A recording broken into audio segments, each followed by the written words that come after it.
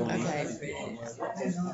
No, you can't even do that. You've got to put in an application in and pay your money to find out whether you need it or not. Yeah. Okay, good evening everybody. We're just ready to start then. It's 7:30. Thank you all for coming and Happy New Year, the first meeting of 2017. First, apologies and reasons for absence. Community Warden Jo Voss, but I will have got an explanation and a bit from her later. Yes. Okay. Nobody else? We've got all... I invited but haven't heard. Okay, and we've got all 5 councillors and the borough councillor at this moment. Declaration by members of any interest pecuniary or other than pecuniary in accordance with the Council Code of Conduct and Directory Declaration of Councillors' interests and related matters. For myself, I've got item 8, the sports club, where I'm a member. Item 8, where I'm a member of the sports club. Anybody else got any interests? No. Okay, thank you. To approve or reject any application put to the meeting seeking a dispensation, I imagine there aren't because there are only other interests, there are no pecuniary interests. No, that wouldn't fit anyway. 3, a reminder that this meeting is being recorded, which we started last month successfully, and we're doing it now. You can see the microphone and there's a notice on the door. The next item on the agenda then is to co-opt 2 members of the council because we have 2 vacancies. We had an advert that perhaps you recall that was on the notice boards and the website. We've had 2 people put their names forward to the clerk, Dr. Alan Lloyd-Smith and Mr. Colin Sykes, and they're both here tonight. Welcome. I'd like each to make a short statement on themselves first, just so that the councillors know about those individuals. It doesn't have to be very long, but just a little bit. So, shall we go first with you, Alan? You arrived in the village first, so let's start with you first. Thank you, Jeremy. I was in practice in Tempston and in Wittersham for a long time, 35 years, and I've been retired for about 3 years. And I think 1 or 2 of my contemporaries felt I was idle, which isn't true. And so they prevailed upon me to let my name come forward to the parish council, to which I happily agreed. I've lived in Wittersham since 1979, and I live on the edge of the village, on the edge of the parish, so I can throw a stone into Rolvenden. That's perhaps a strength rather than perhaps a strength. Depends on Rolvenden. My family, my children all grew up in the village. My daughter lives next door with 4 grandchildren. My youngest son has just moved back in with us, so he's also now with some. I've done 1 or 2 things in the village over the years. I've been a school governor. I'm actually still a school governor, but not in Wittersham. I'm in Peasmarsh and Beckley. I'm president of the cricket club, which I've enjoyed. I have been the church restoration lead at St John the Baptist Church.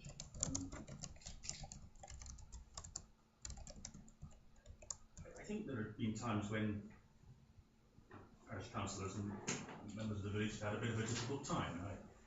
Just from a distance, I've perceived that there have been some difficult moments in negotiation and style, and welfare of the village has always been a priority for me, and if I can in any way help to smooth occasionally troubled waters, I should be pleased to be able to do that.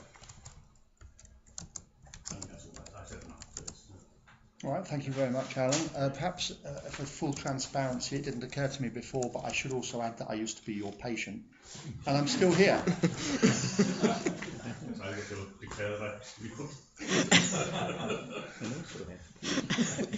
Thank you very much. Colin. I'm Colin Sykes.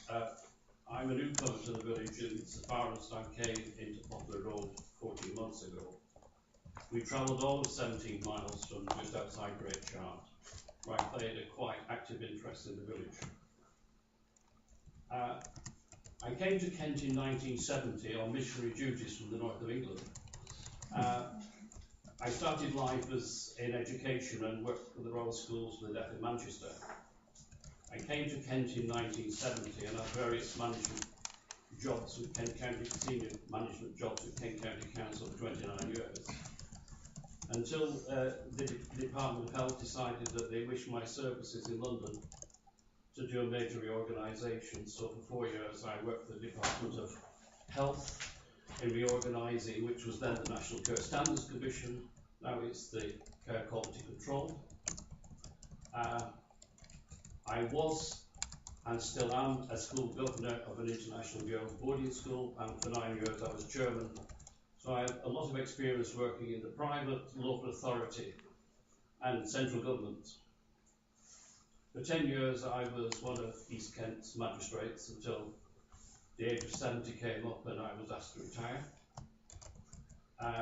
We moved into Wittersham. We were very conscious when we looked round Kent when we wanted to downsize that Wittersham was a place that it had a shop, it had a bus service because you lived in the middle of nowhere, and we wanted to get involved with the village. We've become members of the parish church. My wife is now involved, I gather, with bell ringing and the bridge club. I am a member of the social club, and we've received very happy welcomes from people throughout the village. So we're very happy here. And if I can contribute anything to the continued development of Wittersham Village during the next period, if I'm lucky to be put on the Parish Council, I'd be delighted. Good. Thank you very much, Colin. Okay, thank you for those two statements. Now, can I ask councillors, are you content to vote on the co-option simply with the candidates excluded, or would any of you like us to go into closed session? Yeah, Okay, thank you. If I can just ask Alan and Colin to go and stand the cold briefly, please, then we will be able to come to a conclusion, I hope, very quickly. You might have to go outside, I think.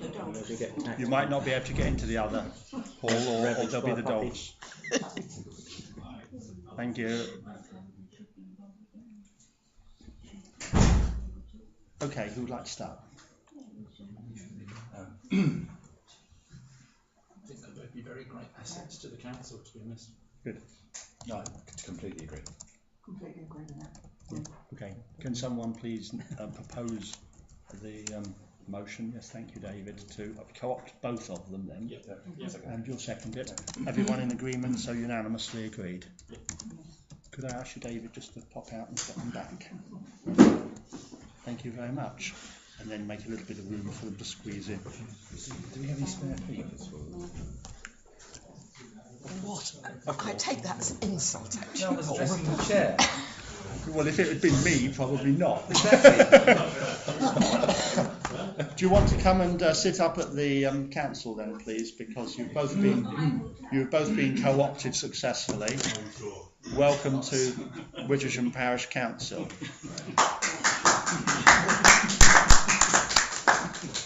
What I have to do now, you have to sign before you can do anything else. You have to sign the declaration of office. Before you escape. So I give you one each.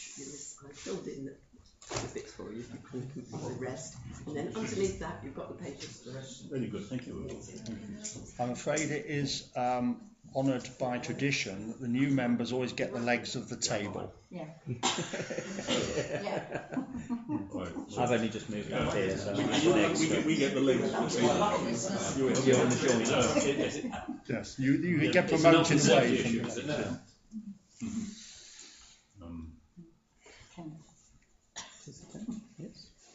Right, now we'll then sign the rest. So you can take that and that. And then you've got the rest. Thank you, everyone. Thank you very much.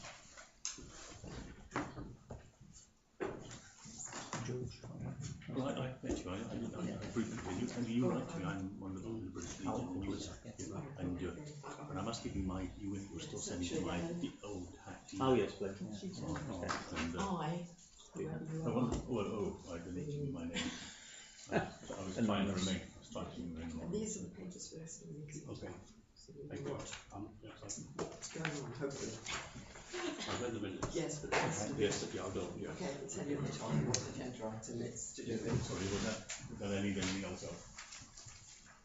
No, that's lovely. Thank you very much. Okay, that's all good. Now, just to be absolutely correct, since you just come onto the council, then in case of at least yourself, from what we've just mentioned, but almost certainly both, you've both got, of course, another interest in terms of the Sports and Social Club. Yes, So I'm a member. Indeed, and you're a member, so they should be recorded as well when you get to that point.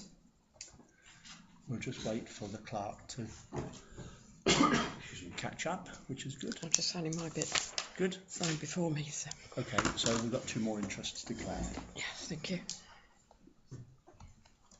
Okay, that's all there. So just before then I open the public session, I'd like to just make a few comments. We're new in 2017, and I think it's worth just clarifying for ourselves what we're trying to do. Council meetings exist to conduct the legal business of the council. They take place in public, with occasional exceptions, but they're not here to be a debating forum for the public. And the way I would put it is council meetings are held in public, not with the public. So we need to revert to the status quo ante, which used to apply under the previous council until 2015. A public session is scheduled by the council, although it's not mandatory, to allow members of the public to make brief points concerning items on the agenda or to suggest items for future meetings, although both can also be done in correspondence with the clerk, as those of you who often come will know. There's a specific area of planning applications where the applicant and the neighbours can come and make points, and the councillors can ask them questions and clarifications so that we understand exactly what the situation is and what people's views are before we come to a conclusion. But in general, the public session is not there for an informal or sometimes even extended debate to take place between councillors and the public, or public and councillors, I should say. Now, both members of the public and councillors need, and I am addressing councillors as well, need to exercise self-restraint if we're to recover the public session as a valuable part of the council meetings for both sides. What's happened in the last year and a half is that it's drifted off into longer and longer sessions and debates. Council meetings have therefore got longer than we can reasonably ask councillors to do. The worst was November, when we were here until 11:30. We've got to change that. Otherwise, if we can't exercise that self-restraint, and I will attempt to reach a balance as chairman, then we'll have to go back to standing orders, which those of you who attend regularly know we're still to review. Standing orders, strictly speaking, limit people to 3 minutes. We haven't actually applied that. We discussed it in the spring and decided to hold off on that until we reviewed standing orders as a whole, which we're still to do. We've been waiting for our 2 new councillors. I would find it regrettable if we had to go down that line, but we've got to get the public session back into reasonable order. It's for the public to make points briefly, to suggest items that they'd like to see on the agenda, and of course the public are here perfectly properly, and by law in fact, to listen to the council's deliberations, but not to have a public meeting with the council meeting tacked on the end. In any case, the council meets 11 times a year. We only have to meet by law 4 times. 11 times a year at a couple of hours at a time is more than enough, and we've got to get back to that. We did used to do it. It's only lately that it's just drifted off, and we're all to blame. I'm to blame, everyone's to blame, but we've just got to get a hold of it. So let me now open the public session. Have we got anyone here for the planning application, which is in Lloyd's Green? No. No. Okay, we will come to that on the agenda, but there's no one here. Does anyone else who's not here for it want to speak on Lloyd's Green? No. Okay, well, who would like to start then if people have comments to make? Yes, please, Mary. Sorry, Mary first. She's just behind you. I thought my name changed. No, that's okay. Don't you worry. No, it's up to you. Okay, It's up to you. Ladies. Yes, agenda item number 8. Yep. To consider and if agreed endorse the council's reworded position on Wittersham Sports Club. Yep. I still don't understand how it can possibly be appropriate to discuss this issue at the moment and to endorse. I don't see how the council can have a position when it's so poorly informed at the moment. Is the chairman aware that this whole thing is at the moment with the Charity Commission and the Attorney General's office, and it is subject to a Charity Commission investigation? We've got to wait for the views of the Charity Commission and the Attorney General on the legal position before the Parish Council can deliberate. Okay, thank you for the point. Andy. No, indeed, I will get to it. Andy. So can we just clarify then, there is going to be absolutely no engagement with the parish council in the public session? Is that what I didn't say that, but in this case, Mary's asked some questions, and when I introduce the paper, I will comment to the councillors on it, and you'll hear it. What I'm trying to avoid at the minute, Miriam, is that we get into another half-hour debate going back and forth on this particular point when the paper. You've seen, because you've made a freedom of information request, you've seen last paper. This one has clarified it and made it clear in one or two places that other councillors had asked for what the paper is not doing. We're not having any involvement with the Charity Commission or the Attorney General's office that you've just mentioned or anything else. We're merely pulling together positions that the council has taken over the last year or 2 or 3 years to avoid or to clarify the position, and this is all I will say, that we had nothing to do with it. That's not true. We've got all sorts of interests in the Sports and Social Club. The paper says what they are, it also says what they are not, and that's it. But I have no interest in the Charity Commission or the Attorney General's office. There's nothing else really for me to say. So I think it's impossible to discuss this without referring to the legal structure.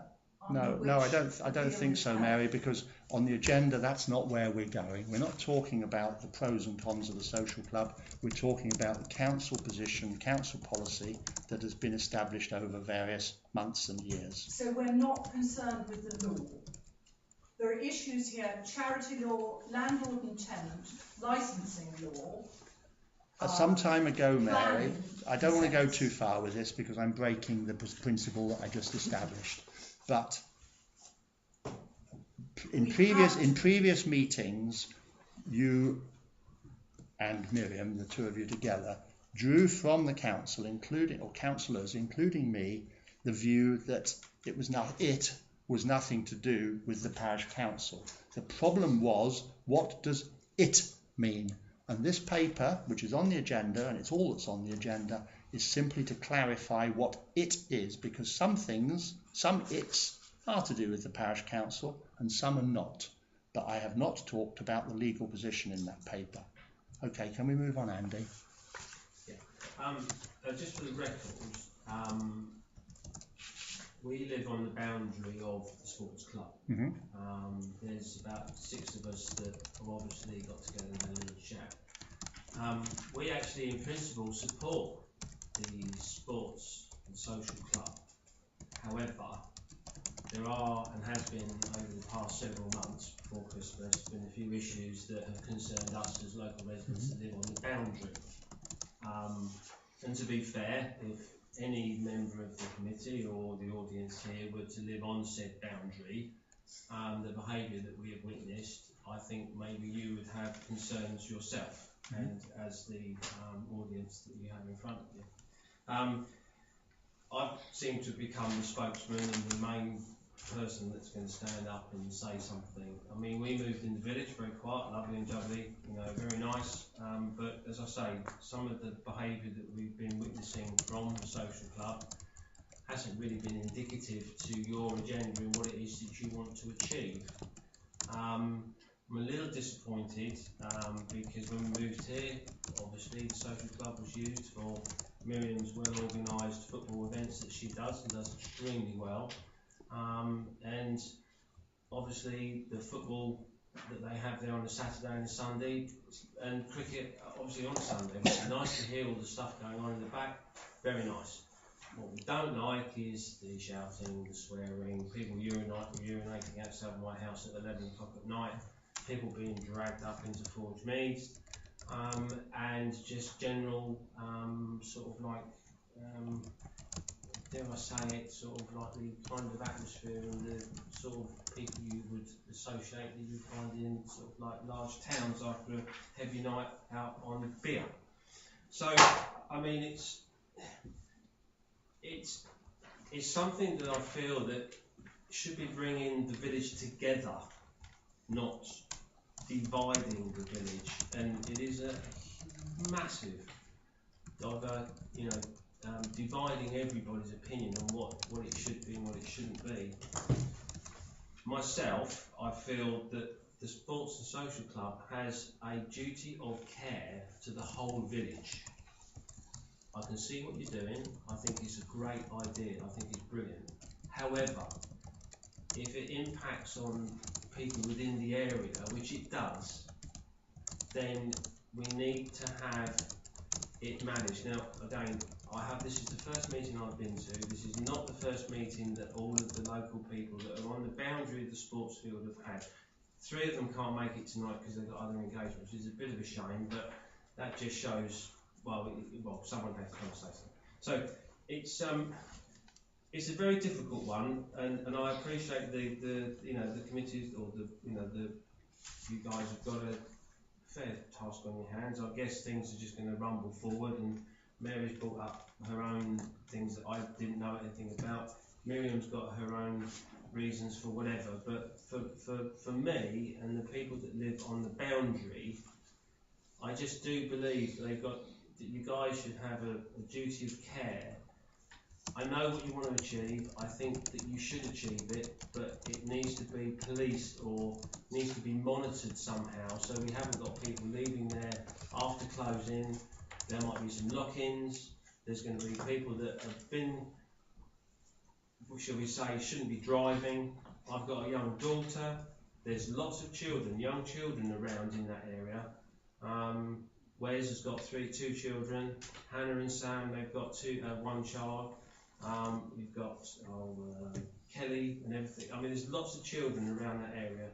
So, it's I just feel that, you guys are doing the right thing. However, I just think sociably, I think that there is a duty of care that has to be policed. Someone has got to.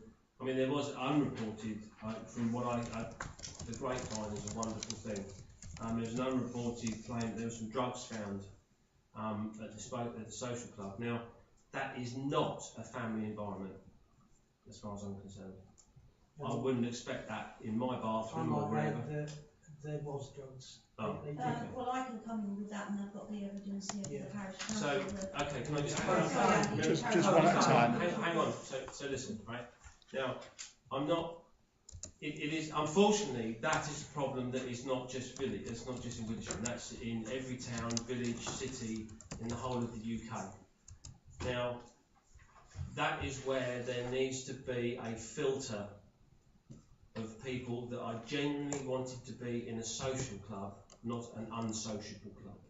Now, if you guys want to condone that and you think that's right, then fine. Well, it's not fine, but I mean, if that's what you feel, then great. But for me, I don't think it's right. I don't think, that's just my point. So, it's just, I feel that, albeit I do support the club, and I don't want to see it fail, because it has to bring the community together. It can't be divisive. There has to be a modicum of sort of, some kind of reasoning to get that social club working so it doesn't become unsociable. I personally can see that in time it will be a problem. I really do, because you're going to get people coming down, cheap beer, they're just going to be driving in, driving out, and it's going to become a freeway of people just coming in and out. So I think I think that we've got that point. Miriam. Right, okay, I mean, coming in here and then listening what Andy says, I mean, I do have a major role in this. The licence for the sports club is actually within the hands of the football club and has been for 21 years without a single complaint ever made. Our neighbours are precious to us. They support us. The support that we've had from Andy and Tony, who's sitting next to him, and his wife Gina, are incredible. And to see our neighbours suffering like this pains me every day, when I know that the letter about the drugs doesn't go to the sports club or Ray Pratt, who's running it. It comes to dear Mrs. Lewis.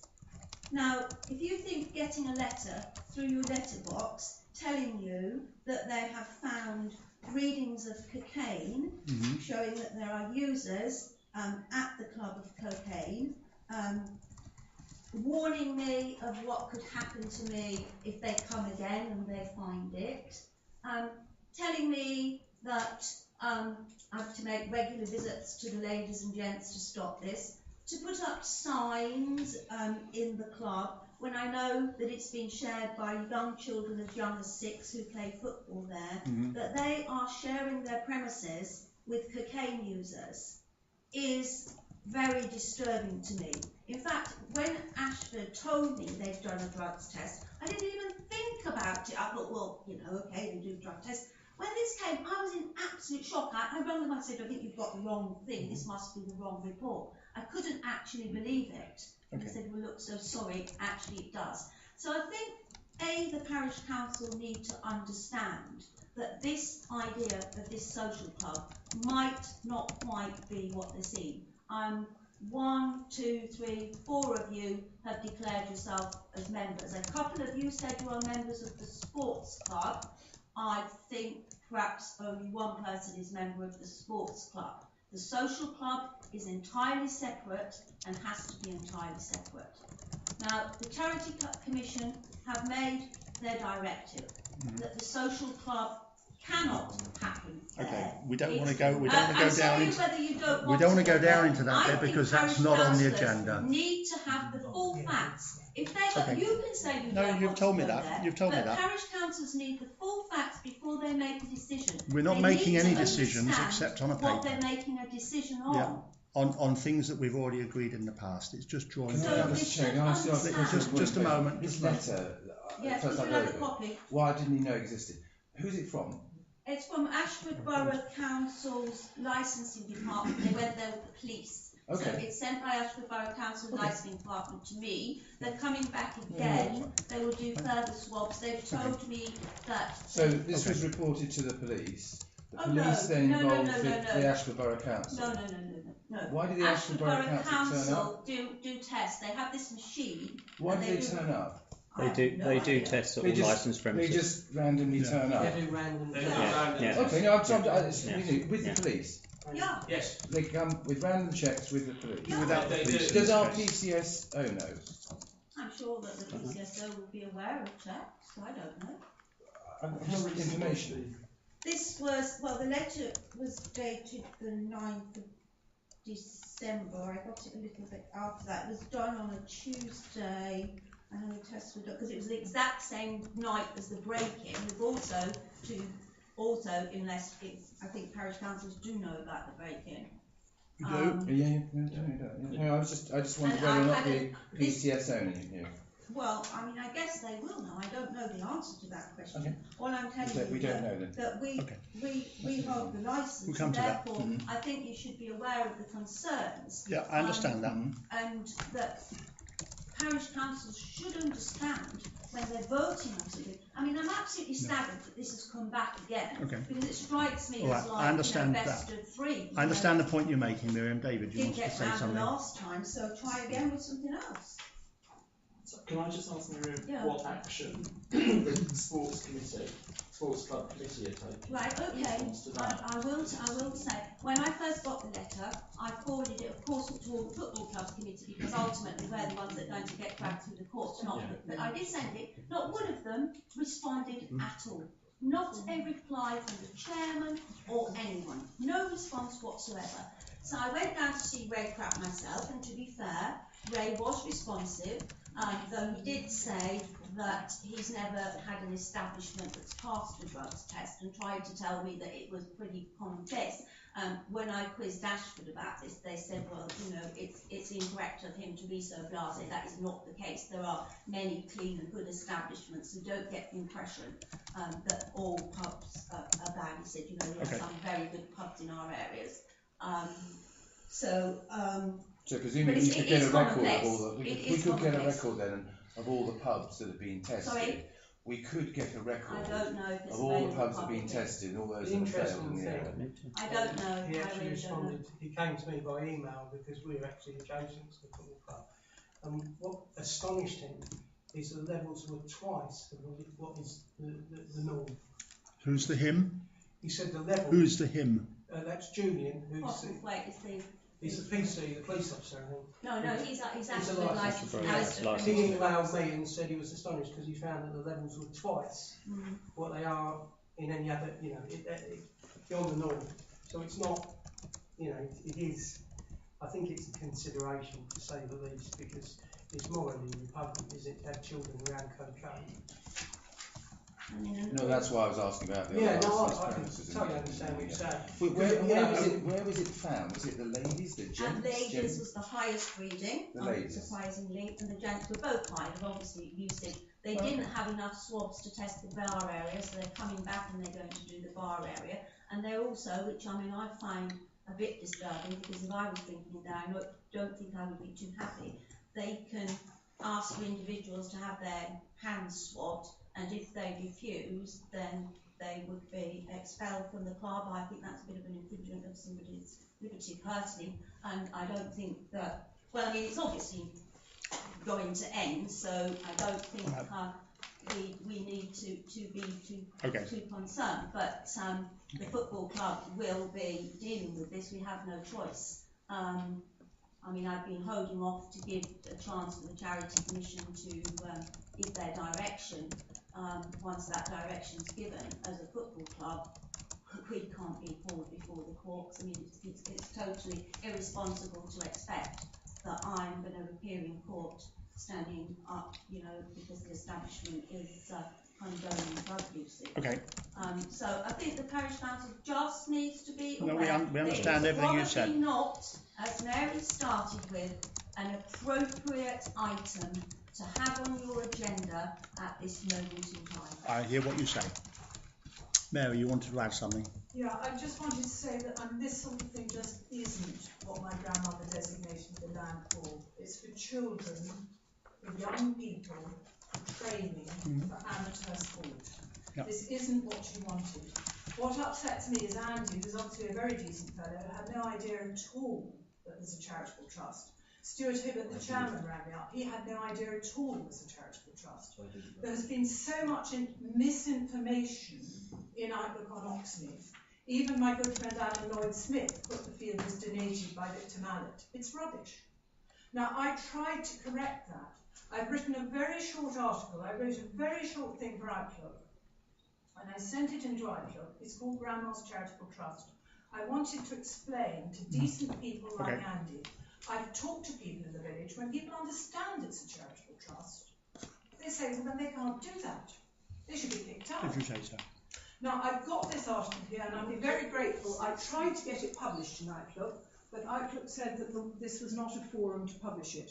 If they had published it, then people in Wittersham would have understood. If you leave it with us, then we can read it. There's a charitable trust. Okay. I'm going to give one to Andy because thank you very much, he's Mary. A very decent fellow. Okay, does anyone else want to raise anything else? I think we've done more than enough there. Roger. Very quick one if I may, Jeremy. Just a heads up really, I noticed today that on the tile, next to Tile House, remember the yeah, I'm aware. Thank you. There is a board now on the gate which gives the impression that something is about to happen. Now, as far as I know, and I have contacted Parish Clerk today. Did you get my reply? I did. I have had your reply, but I just thought I'd raise it for others to notice. The garden looks as though it's been cleared a little bit more, and it looks as though something's about to happen. Okay. Now, as far as I did Mark ring them said, today, but all I got was an answer phone, so I didn't leave a message. I'm I'll just try it raising again. as a heads up, No, that's indeed. all, just Thank so you. we need to keep an eye on it. No, thank you for alerting us. We did pick that up. Okay, can I close the public session? Thank you. Right, back to the agenda. To confirm the minutes of the meeting held on the 13th of December. Whatever I've got them. Here we are. Okay, does anyone have any corrections or queries to make on page 694? Obviously our two new councillors won't be aware. Yes, please, David. Item 3467, Yeah. number 3. Yeah. I think it was probably the way I was phrasing it, but what I said was we organised a second litter pick on the 9th of September. With another one on 9th. Okay. On the 9th of September. Yeah. So we just take out on second or. Yeah.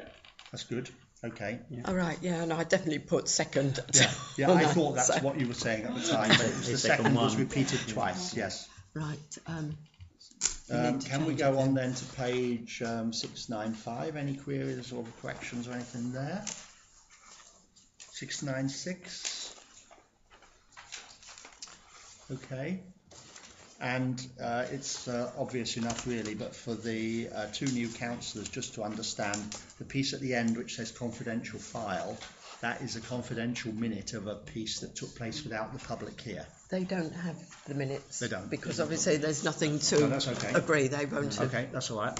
That comes later. Can I ask if everyone then is I've got to happy change with me this, signing please. the minutes? Yep. Yeah. Agreed. 3, 4, 6, 7. Take out on second or.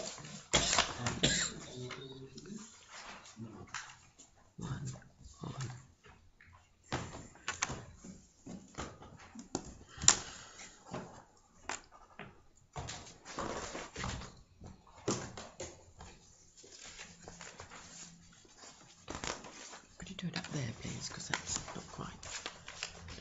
You sign, please. Oh, that one. Yeah. And date.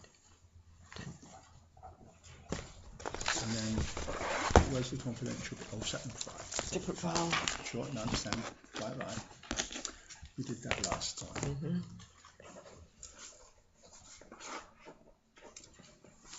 Thank you. Right, okay, thank you. That's the minutes done. Matters arising. Is there a clerk's report? No, there isn't. However, I would like at this point to bring in Jo Voss. When I saw her this morning, I popped into the market this morning. When she sent her apologies. She is tonight at Appledores Parish Council meeting because they are talking about the volunteer support warden. And they would like to come in with us. So they are talking, she's obviously talking to them about it, and if they agree, then it's been said that they would like to join in with us. So I said to her that I thought we would probably be happy with that because we wanted to go ahead with it, but didn't have anyone here. Are they saying that they've got a volunteer who's yes, a both? yeah. So their clerk will contact me. Okay.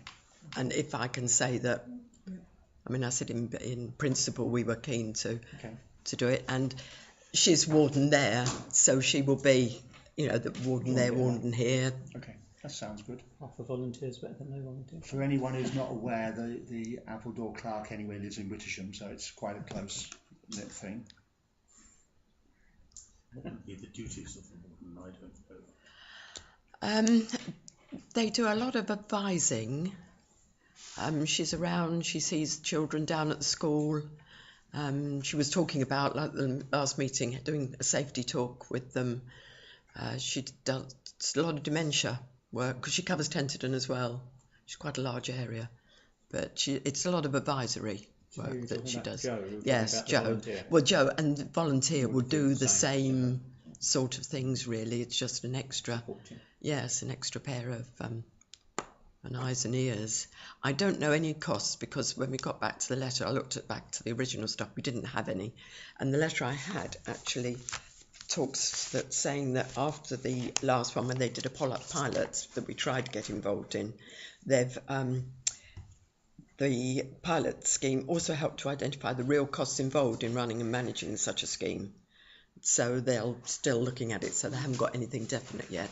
But obviously that will halve costs as well.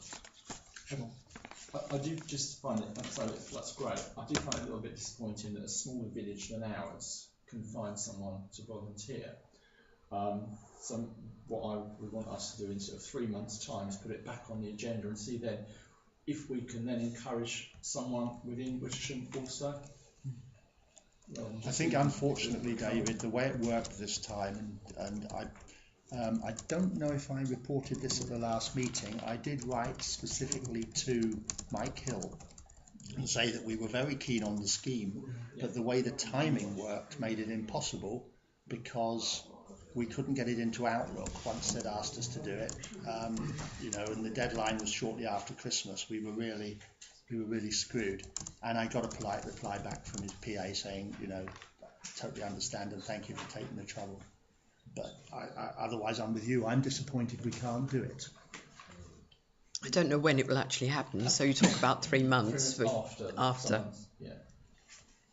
I just don't think we should let it go. We should. Okay. So that's good. Right. Any other matters arising? No. No. Okay. Thank you. Let's move on.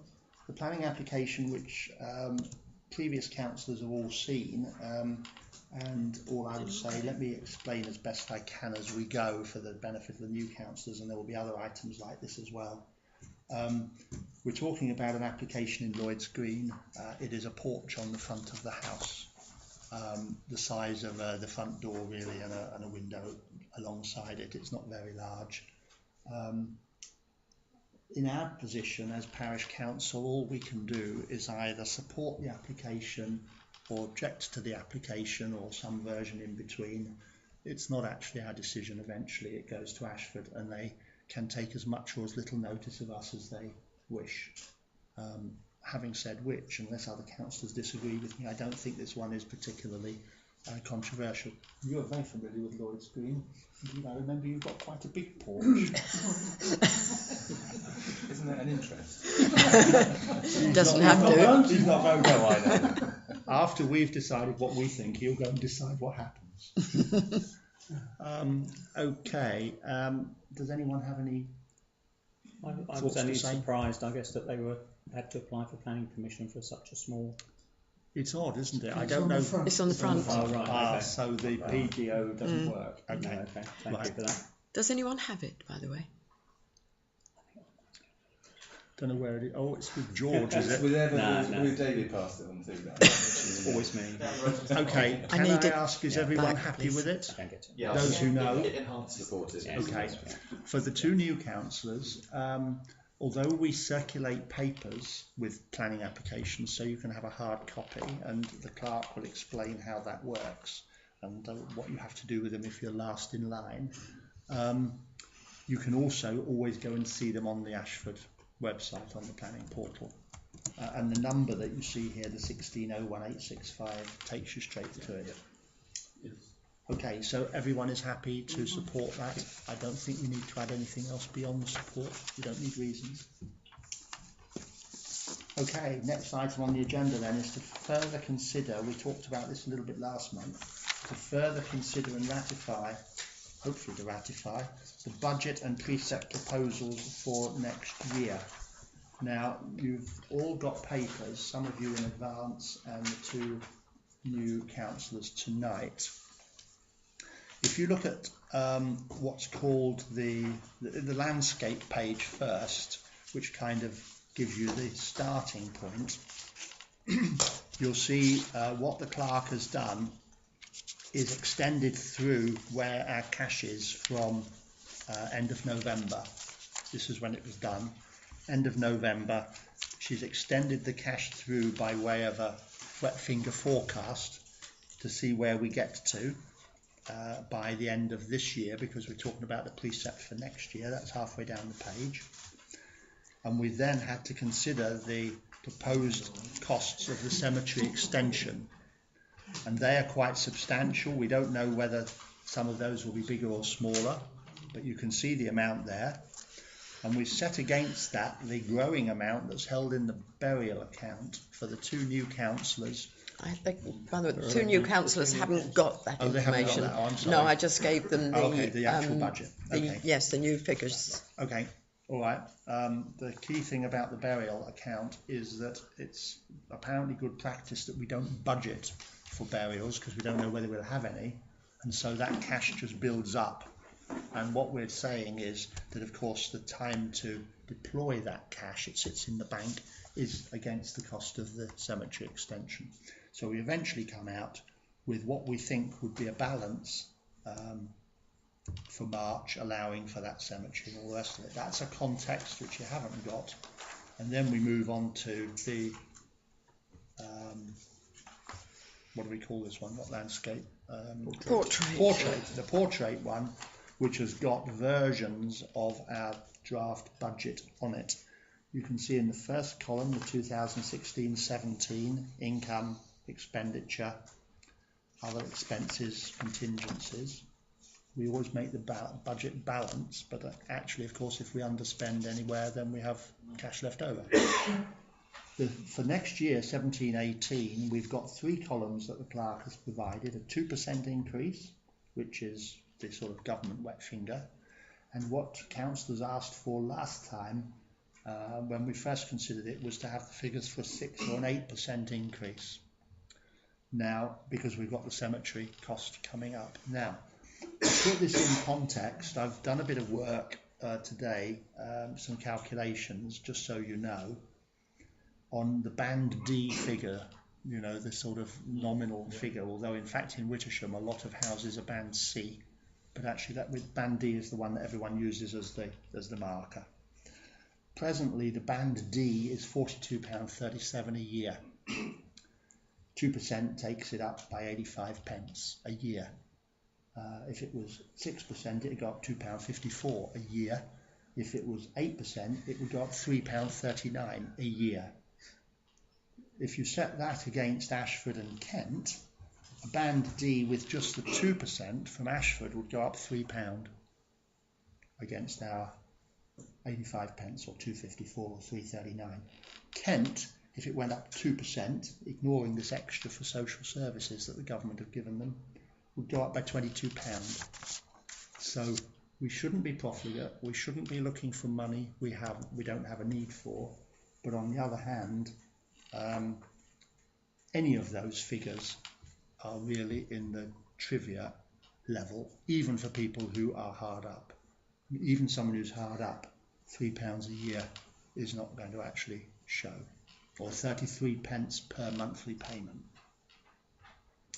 Okay, so who wants to speak to that? We have to make a decision this month because we have to put it into Ashford shortly for them to do their formal demands. I think the conversation, as you said earlier, is about what do we need rather than what would we like. Yeah. And I think that's where it needs to be pitched. It needs to be pitched at what we need, depending on our commitments for next year. The big issue there is that there's a big capital cost coming down the line for the cemetery, and no matter what we do with the precept, we will get a hit. But we do have the burial account. We do have a bit of sleeve at the moment, but on the other hand, we will be taken down nearer to the bone again by doing the cemetery. And of course, at that point, if something else comes along, we could get hurt. So, for instance, we know when we've got I won't go there.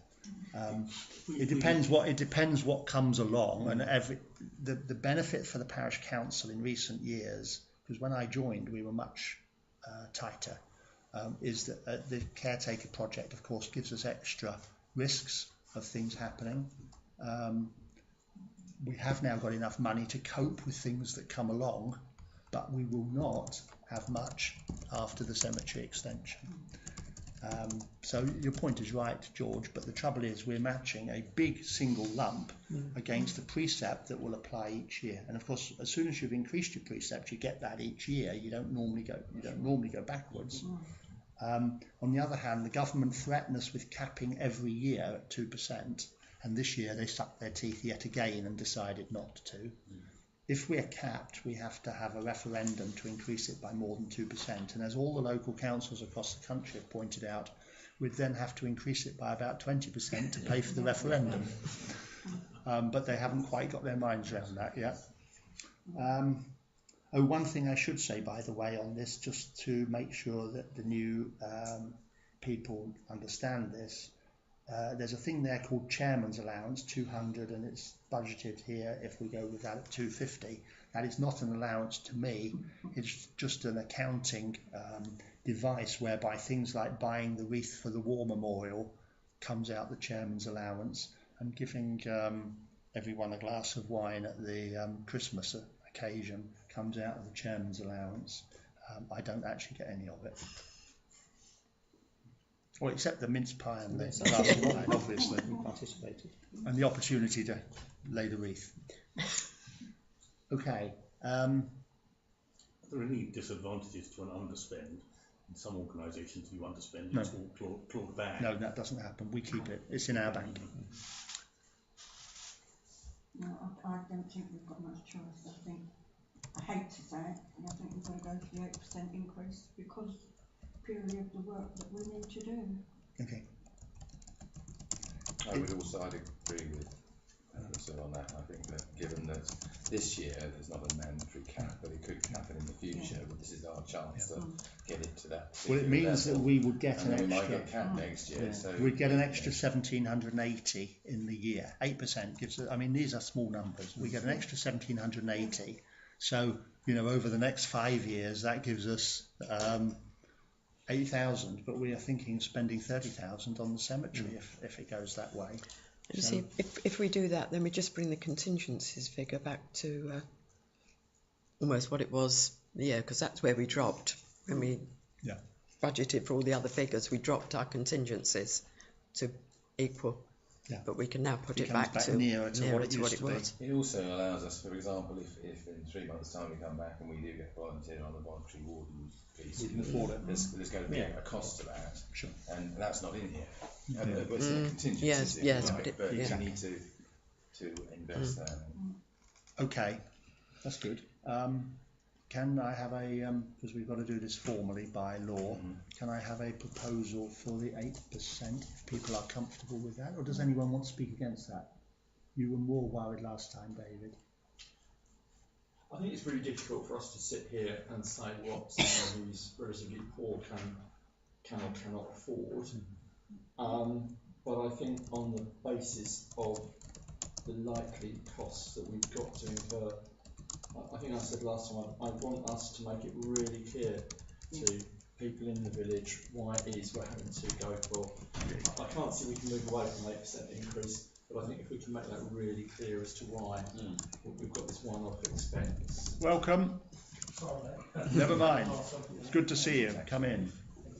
I mean it's on a 10-month payment. It's 33 pence a month. So for those weeks, it's 8 or 9 pence.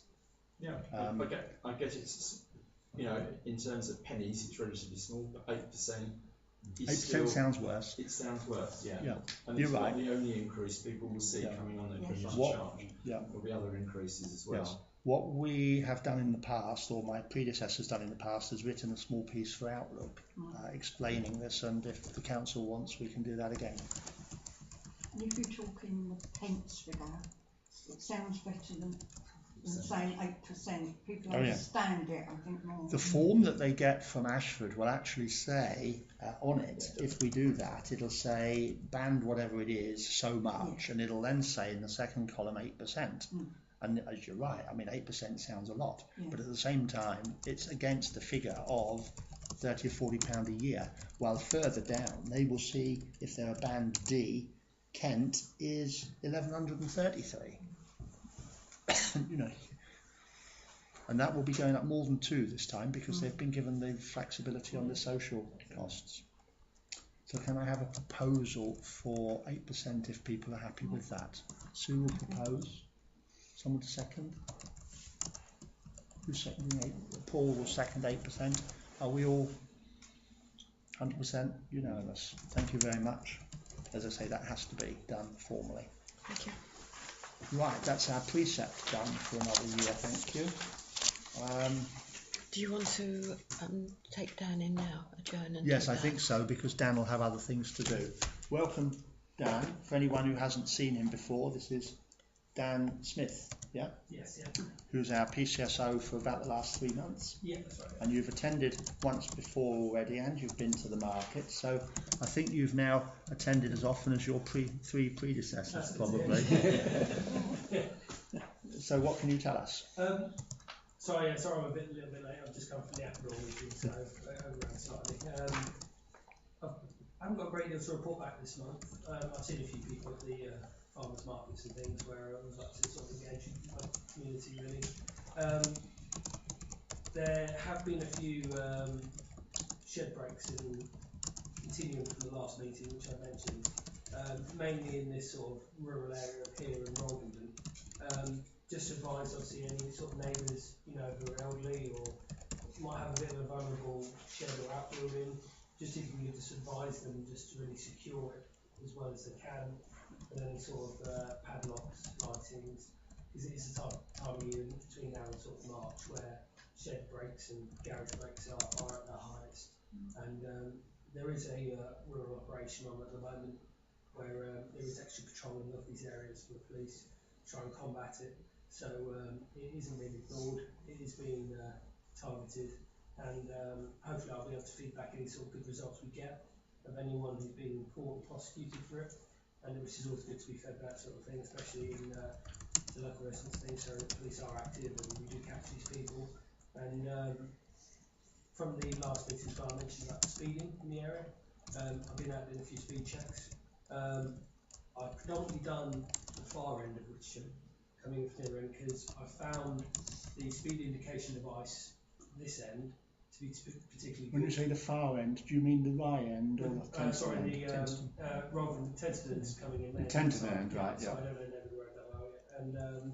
But I've been using the speed indication device there as coming into the no restriction zone, and it has been effective. People are speeding through there, they're continuing the high speeds into the area, which is it does happen in a lot of areas, but it's just sort of educating drivers have stopped, said to me, you know, sorry, I could be a bit more mindful, and it's just sort of educating really people, because I'm not there to catch people and get people in trouble, just sort of, the police do come here, we do check on these at random times, any day, and local residents have liked it, come out and seen us there. This end up here, the end coming in from, right, thank you, sorry. The speed indication device is particularly good. It does pick you up from as you're just about coming into the 30 zone, and so I've just mainly been parking my police vehicle there if I've had work to do and things, and using that. And because it is effective, it's in a great location. If there's more of them around everywhere, and I suppose there's not the greatest of the locations most places, and I think that's just got a perfect place to go on. But yeah, I'll continue to do speed checks, and if anyone has any sort of specific other areas they'd like me to go and do in show face at certain times, more than happy to go out there, and other than that I'll continue doing them randomly, so people won't know. We are endeavouring to get a speed indication device or the alternative system, but one or the other ourselves, and I think you've had a discussion, haven't you? I did I think an email today. Yes, yes, I have asked if we can get together sometime to take your advice on where would be what and where, because if we do SIDS, for instance, we've got to decide where to put posts. Yeah, exactly, yeah. And I say, you get them in effective areas like the one coming from the right, that's brilliant, and it's probably the best one in the area where we see them. A lot of them can be hidden, we get stuff overgrown, and you know, if you're ever fighting back stuff to keep it. We've got a village caretaker who'll keep that clear, not a problem. Working hard. Okay, good. Please. Can I ask a question? Were you aware of an incident that was reported to the police where there was a dog attack and a local resident in the village was bitten quite severely on his hand? I was told, and this is going to be hearsay, I was told that in Wittersham, it was about to the end of last month, I think it was. I can check. It may not have come to me. It was Boxing Day. I was on Boxing Day, but and I was told it was reported to the police, but nothing had happened.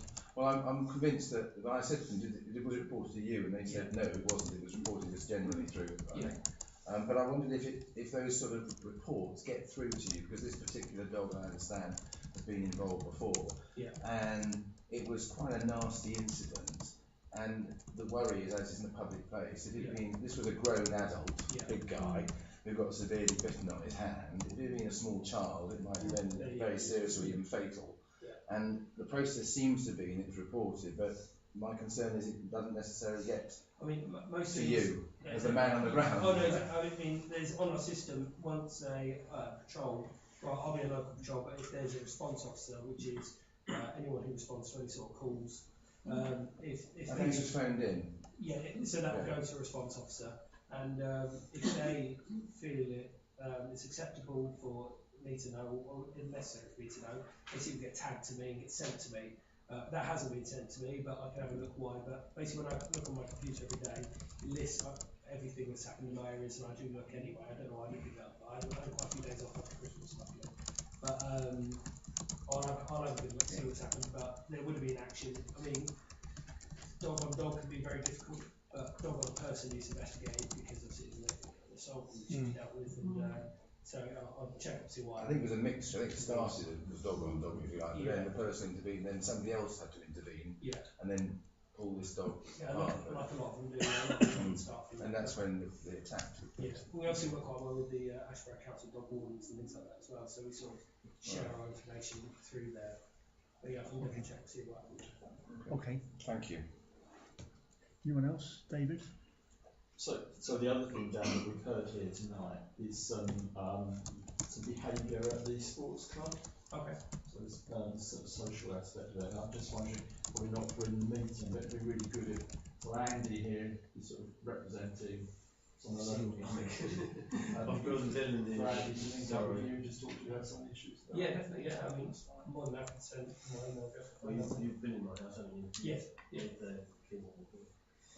Can I ask you something else? We've had I knew some of this already, but we have had a report tonight from some of the members of the public who wanted us to know about the finding in the pavilion at the sports club of cocaine. And I think you know a bit about that, or maybe not directly, but in general. Is there anything you can add to that? Well, I think someone did mention it to me at the farmers market. I think that's the one that drew my attention. I'll have to do a bit of work with that. You have to leave that with me for a little bit, and we'll obviously have a chat with the sports club and things, and what we can do for a bit of prevention. It's in hand with the police. I've been in contact with Alistair Pringle. Alistair Pringle's our licensing officer. There's no need for any intervention. We've got spot checks coming. Okay, good. That's it. It would go to it's in hand, Alistair's. But you know about. I mean, you're fairly familiar with the sort of the generality as opposed to the sports club. I mean, this is quite common, I think. At the moment. It's one of those things, and the way to do it is a bit of police presence stops it normally, and especially for relevant people like Alistair Pringle, who is our licensing officer. Okay. With their drivers, so yeah, that's brilliant. Okay, good. Anyone else got something for Dan? No? Right, well, thank you very much for coming. Feel free to stay here and listen, but equally feel free to go when you need to. Okay, I'll shoot off. All right, thank you. Thank you.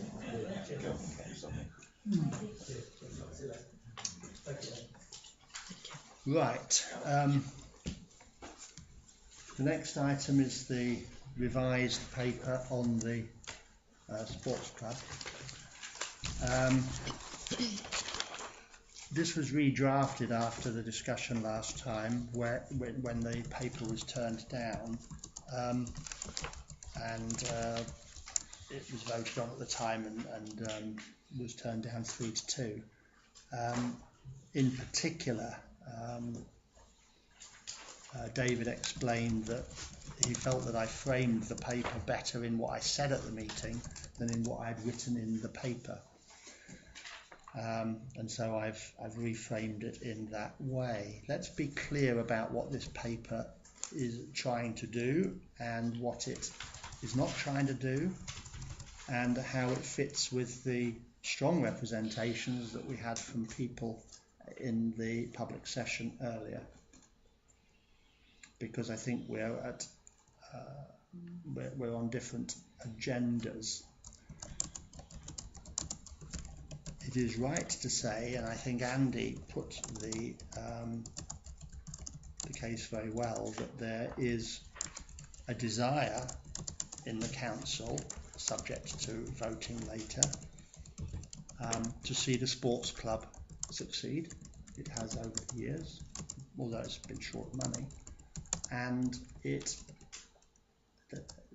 there is a benefit in the social part as well, but that is not the council supporting bad behaviour, and indeed bad behaviour or not, policing bad behaviour or not, dealing with the problems that Andy has raised, or indeed depending on where it goes, this question of cocaine is a matter for the for the sports club committee, etc., etc. That is not what the council is talking about.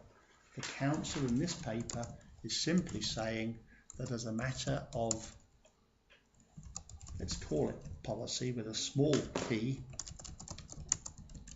if the council agrees to this, this is just saying, okay, what are we interested in the sports club? There are certain aspects we have accepted. If Mr. John Mallet wants to leave the land to the council upon his demise, we have said we would accept it in principle, and we've negotiated the words, or we've agreed the words on his will. He may change his will, he may change his mind, but that's where he was last year. We have worked through the Voices interests in the community-led plan, which were very supportive of the sports club. They weren't supportive of the social club because it didn't exist then, but the sports club was there, and they wanted to see more sports, and more sports equals money, and the social club brings money. We were supportive of the pub being made an asset of community importance, because we felt there ought to be a place where people in the village could meet socially.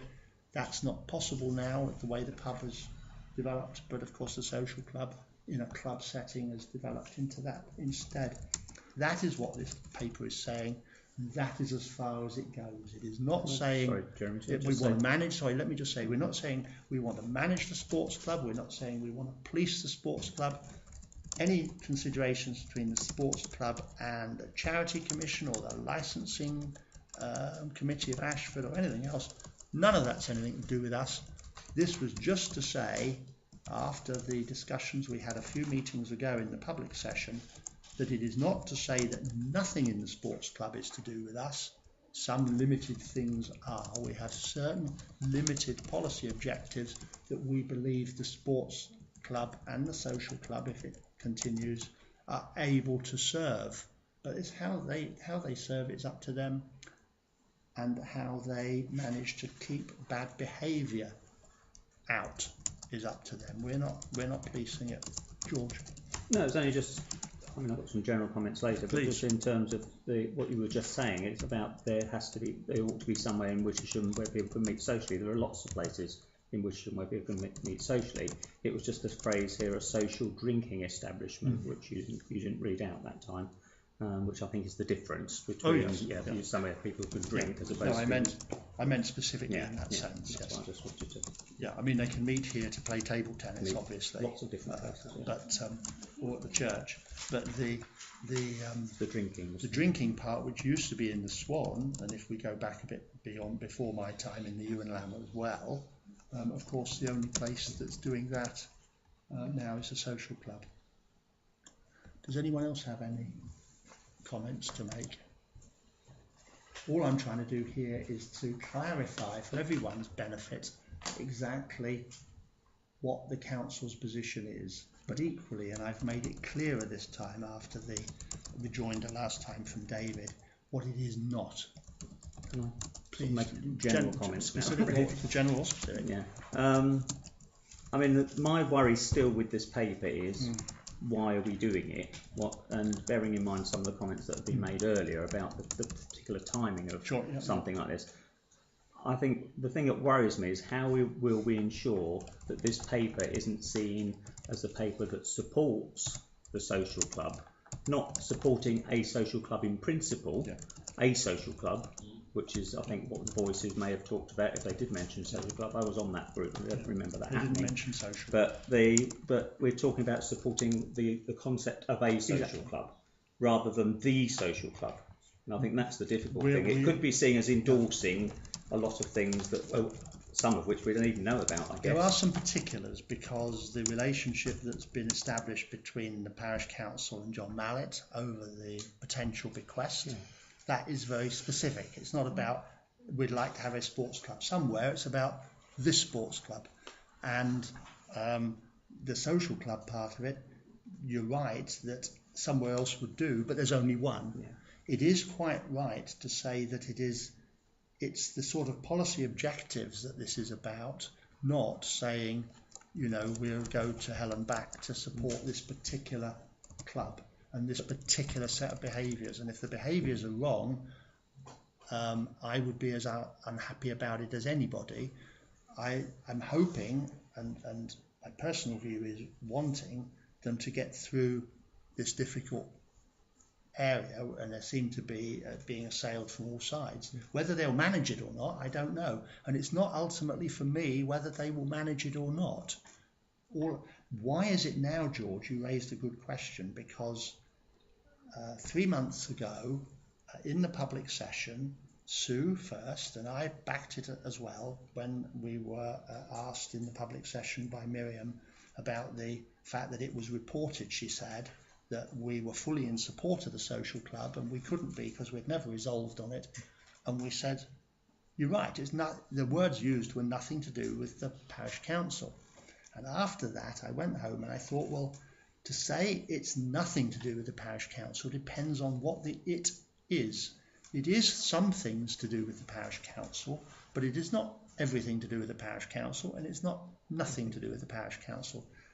And this paper is setting out, or trying to set out, if people agree with it, giving you the opportunity to agree with it, what it is that the parish council does think. And in particular also, in the introduction and background, it goes through a bit of how we got to where we are. Included at the top, if you notice, in the italics, it even says that this is a rewrite from the previous months. This is very transparent. Can I just add just one more thing, and it's something that happened several times last time, and it's happened several times tonight. The interposing social club and sports club each time, and I think what we're not saying we don't support the sports club. What we're talking about here, surely, is the social club, isn't it? The reason. But it says visit, and it says here. It almost, this title is used loosely without taking view on various names. Now I think it's really important that we're clear what it is we're talking about. We are talking about both in this paper. I mean, you may not agree with it, but we're talking about both in this paper. I changed the title to Sports Club because we had a rejoinder, and again tonight, about the fact, but last time as well, I think, that there was no legal entity. I think Miriam said it, no legal entity of the social club. So I made it Sports Club for formal reasons, but then also explained that, I mean, the lease, I believe, is Wittersham Recreation Ground. The licence, which Miriam has said, I believe rightly, is issued to the football club, is actually then named on the licence as Wittersham Sports Club. There is confusion everywhere. I mean, that's a problem that Ashford caused, I believe. So that's why we need to be problems clear. Everywhere. What I'm really saying here is these are the particular interests that we have. So, for instance, sports club we like because it's a sports club. Voices said that we should have a sports club and have more sports. The social club has merely moved itself into a space with two things. Moved itself into a space which was abandoned by the Swan when it became the Gourmet Pie and Burger Bar.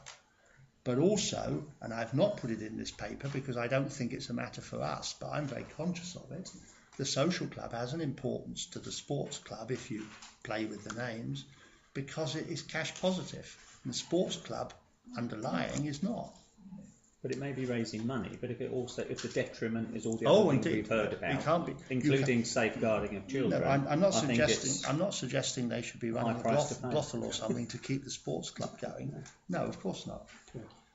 Firstly, I would say that the points you made about our position of not being the people, excuse the pun, policing how the sports club, the sports and social club, Wittersham Recreation Club, Wittersham Recreation Sports and Social Club, or whatever runs, I totally agree on that. I think your point you're making here, which is really important, is that we just step back a bit and look at this in a much wider context in terms of the parish council's endorsement and support of initiatives, and voices and community-led planning in its wider context is where a lot of this rests, and various groups, and George was a member of that particular group, as other people, members of other groups that were set up for the benefit of the village as a whole, and looking at all the different facilities and how things could be improved. And inevitably the parish council gets involved in certain things that aren't directly their legal responsibility. We heard tonight, speeding is not the legal responsibility of the parish council to enforce, and yet the majority of people in Wittersham would consider us to be in dereliction of duty if we just said, nothing to do with us, we're not interested in trying to reduce speeding or make it safer for our children and our families. So inevitably, if people who live in the village and people who step forward and volunteer for the parish council, inevitably comes a responsibility to look at this in a wider context. I think that the support of initiatives in that sense, the support of making sure it runs properly to the benefit of a wider group is important.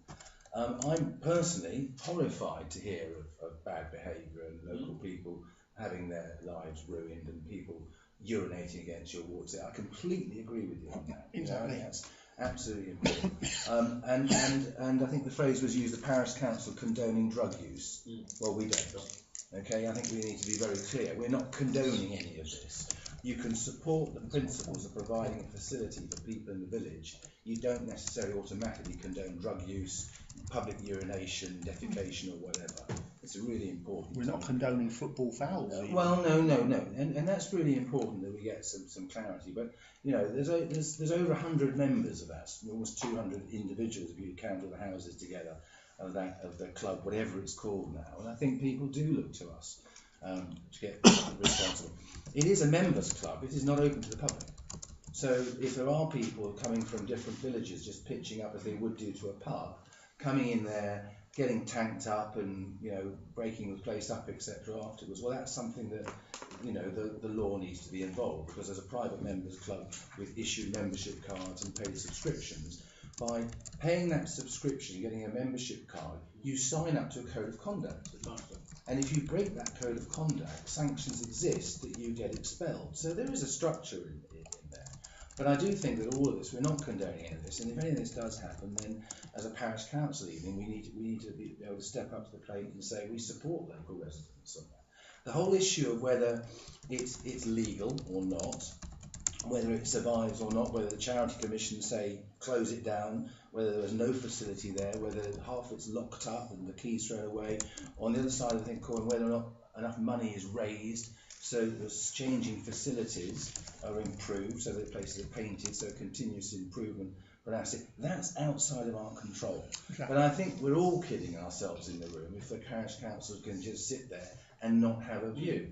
The wider audience, the people, the residents of Wittersham would say that you're just being, you know, just trying to avoid a key issue. And I bring it right back to the original point, which is we set out several years ago to try and improve the fabric of life for everyone in Wittersham in all aspects and set up those groups.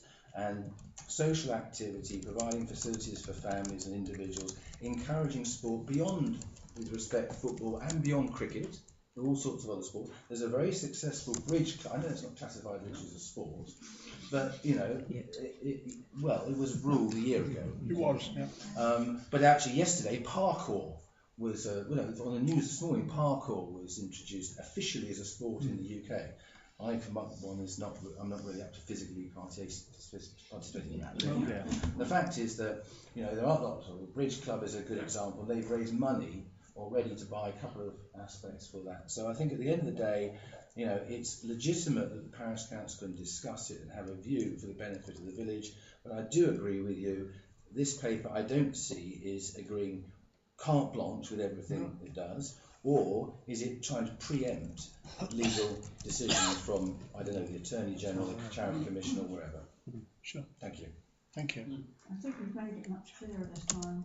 Thank you. With the conclusion, certainly number 9, we've made it absolutely clear that Indeed, for the benefit of the number 9. Yeah. Is that under Yeah, conclusions. The conclusions, the trouble was the numbering went wrong again when it went through the different computer systems. The decisions on whether or not a social section should coexist within the club as a whole are ones for the club and its various regulators, not for the parish council. This council does, however, have a range of aims and aspirations for the village community which it serves, some of which the club is presently furthering, both sport and social. That's the point you're raising. Yeah. And that, I put that in to clarify, because as David said last time, I had said more than I had put in the paper. I'm sorry to say that when I wrote the paper last time, I was writing what I thought was pretty straightforward and obvious to me. And of course, like all these things, it can have someone who says, well, actually, I'm a bit worried about this and that. So if the paper's better this time, I'm delighted. It was worth having the extra go. Does anyone else want to say anything at the moment? I'll only reiterate that I think we should be talking about something in principle, not specifically about that particular club. Because I think as soon as you're talking about that club and comments, some of the phrases like the club is furthering, some of which the club is presently furthering, the council's previous aim to retain a location in the village for social drinking has fallen on the club. It implies that facility is doing what we as the parish council want. It's the only one we've got at the minute. Yes, is all it's saying, really. Okay, can I ask people then what their views are on either endorsing or not endorsing the paper, Paul? I would, as the paper stands, I would support it with the provisions I've already stated. Yeah, sure. Colin? I tend to agree at this stage. Being the new boy, I would suggest that the provisos that my colleague says. Yeah, I mean, we're certainly not, the paper's certainly not saying that we are taking any role there other than saying we do have certain objectives that it happens to fit. I think the objectives for the village are positive, but how it's actually achieved is something else. Exactly, and of course if it falls into bad behaviour, that is something that we're no more happy with than anyone else. And I think that should be reflected in the minutes of today's parish council meeting, that we do not support in any way, shape or form the actions that certain members have brought the sports club into disrepute. Well, they're reported, of course. We don't actually know. That's part of our problem. Well, we hear. We can say it's been reported to, through members' attendance tonight. Yeah, we can find a form of words. David? So I think Paul put it very well indeed. For me, this paper gives me clarity on and our collective view as a council on the club. That's all it set out to do. That's all it's done. Thank you. It does that now better than the year before. The first iteration. Sue? Yeah, I totally agree with that. It's far better than the first one. I'm quite happy to support it now. Good. Alan? I didn't see the first one, but I'm very happy with this. George? I'm not happy to endorse it. I don't agree with it, and I think where you've various phrases imply a support of the club. I think to be balanced, you should also talk about what the club's doing that we don't agree with, which it doesn't do. And I just think, if something has been shown to be of concern to the Charity Commission, the licensing authority, the wishes of the benefactor, and also the neighbours, I think we've got to be very careful about how we support that, or seem to support it. We'll see what we can do in the minute to pick up the point that Colin has made, and in such a way that it. And of course, if we are saying that we're actually 6, I'm in favour. So 6 in favour and 1 against. That will be there as well. Okay, thank you for that. Let's move on. The next thing is possible items for future task lists. Slightly inelegant phrasing. It's down against me. Oh, I beg your pardon. Just throw this on the floor. No. And then pick it up. Yeah, that's right. I thought it was coming the other way round. I'm obviously a bit dyslexic tonight. Thank you very much, David. We have had this suggested notice, which I went back and said I thought it was very good. I've got a second proposal. All right. From Paul. Your litter needs you. It's marketing hassle, clearly. Stolen from another village. I'm happy to go, if I pass them out, I'm happy to go with whichever people decide they want to do. Can I just ask you to be, if you're insisting on talking, please only whisper. Thank you very much. And can I just say at this point that Biffa's duty is to litter pick. It's what Ashford pay them to do. They haven't been doing it. However, Alf is very good at telling me what's going on, because he's got a good rapport with the chaps, because he gathers all the litter from around the villages, brings it back here, and they collect on a different day from when everybody else gets their stuff collected. And he has said that they've had a change in crew. I was talking to him today, and some of the crew have been totally useless at their job and not doing what they should do. Some are really good teams, and we've had a good team around here. And for instance, the fact that Ashford, when we took on the caretaker scheme, part of the job that we had to do was to empty the litter bins in all of the villages. Yeah. Then they had the changeover with Biffa. Biffa took on that, but it was never changed with our contract. We were still getting paid. Alf was still changing the bins, yet he could see where Biffa had been doing it because they used a different colour bag, and he could see where they weren't. Well, since they've had the changeover, the bins, I'm not sure about Wittersham, but definitely all the others have not been changed for 6 weeks. So the crew that is doing that area isn't doing the bins at all, whereas they should be. But Alf is doing it, so it's not an issue as far as the villages is concerned.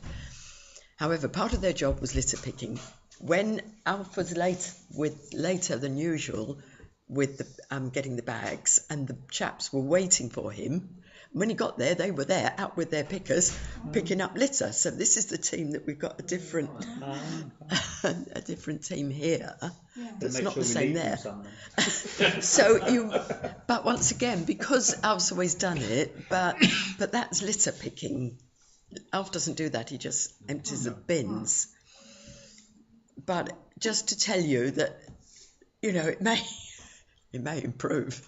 I don't know. Can I just be quite clear? If you take the going out towards Small Hythe, if you take the 30-mile-an-hour city limit, as they call it, beyond that to Cooper's Corner, do they actually litter pick there? They're supposed to, yes. Because that's where they're not going. Yeah. There's a huge amount of well, that's what I can report to the other side. So actually to Ashford rather. Yeah. And that's what we can't do. We can only do within the 30-mile radius. Absolutely. You see, that's interesting, because years ago, when councillors, yes, but it was done with us. It wasn't done via Ashford. Personally volunteer. Yes, councillors did it. Caroline Everett ran quite a big She did it. Yes. Yeah. Well, the key to all of this is that Biffa are supposed to do it, but at a lower standard than we used to get from Venus Cleaners. Whether they do it to the standard they're supposed to is an open question, and I don't think they were, but the standard wasn't very good anyway that was laid down. Our aim, of course, is at least periodically to bring it up to clean again within the 30 limit.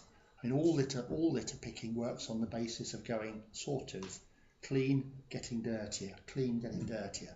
The question is how dirty you let it get before you clean it. Yeah. If we're doing it twice a year, it'll get quite dirty, but at least every 6 months it'll go back to clean. And some of it is just about encouraging behaviour. The broken windows syndrome, of course, the cleaner it is, the less people throw, supposedly. Because you were going to have a word with the school, weren't you, about children? Yeah, to do something. Okay. So are we saying we're still going to go ahead? Oh yeah. Yeah, I just want you to know that's is a good one, and I mean, actually, ironically, if it goes ahead and not a huge amount of litter is collected, that's still a valuable exercise. Yeah. Because it just shows that we're on top of it, and it gets people used to it and thinking about it. If we end up with 6 or 7 or 8 or 9 bags, then That'll be a big kit. Well, it'll be more than that. That'll be more than that. Oh yeah. It's amazing how much you get. Right. Oh. So everything's We need organised. photographs, don't we? Everything's organised, and we're getting the support we need from ABC. They're coming to collect the black sacks as well. Excellent. Liz is. We're doing it from our drive because Liz is going to provide hot drinks for people. That's What incentive. she's decided. Yeah. Are these in throwaway cups? Practice. We must use China cups. It's bacon butties. So really, it was just to agree the wording. So is there a preference? And the other thing is there's been suggestions that we do hold the date in February's Oxney and then an actual advertisement in Marches. Yeah. You won't get the one with the picture in Outlook, of course, because they don't put pictures in very easily. But for the notice board, I can have that for the notice board. Yeah, that's good. And the one with the picture, you've just as I pointed out to Paul, you've got to get the bit on the back to come over as well. Yes, I printed that out. No, I understand. You just did it very quickly. Yeah.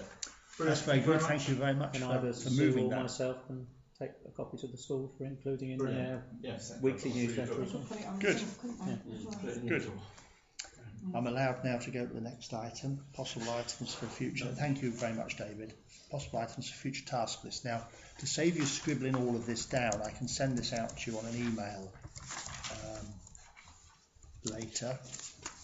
I just started writing down for myself things that I think we've got to get to as a council. I mean, we've had a long hiatus, which was really the Pipers causing it, and now it seems to be the social club that's causing it.